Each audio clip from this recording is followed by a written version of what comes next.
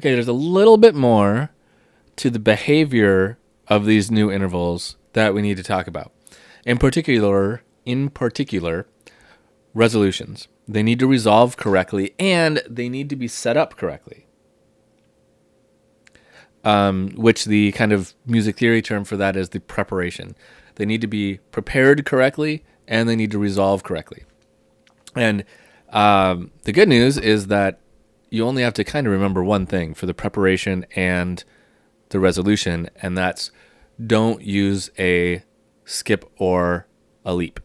They have to be prepared by a step, and they have to resolve by a step, which means in second species counterpoint, we're fairly limited on where we can put skips and leaps, actually.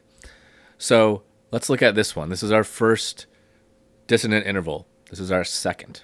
So it has to be prepared by a step, and that can be in any direction.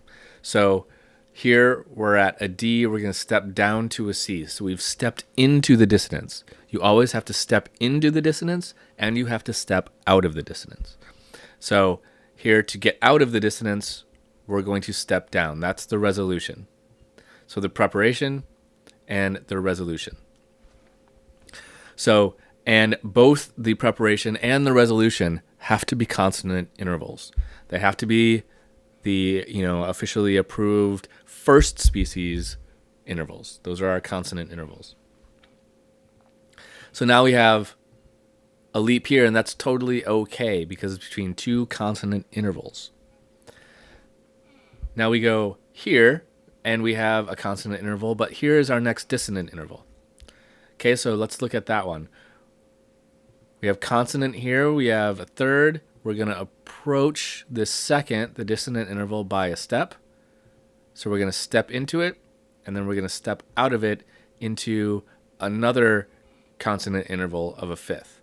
So this is our dissonance. We're going to step in the preparation. We're going to step out in the preparation, or in the resolution.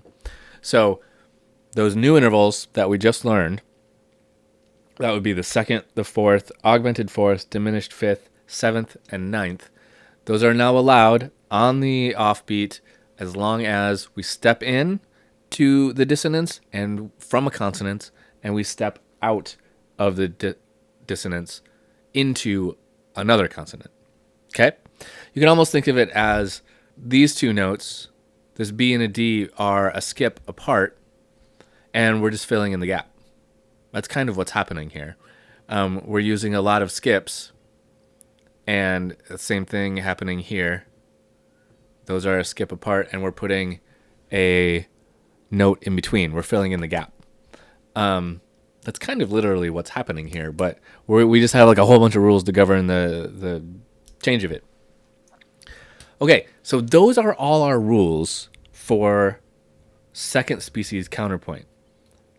Now, there are a lot more things to look at in terms of passing tones,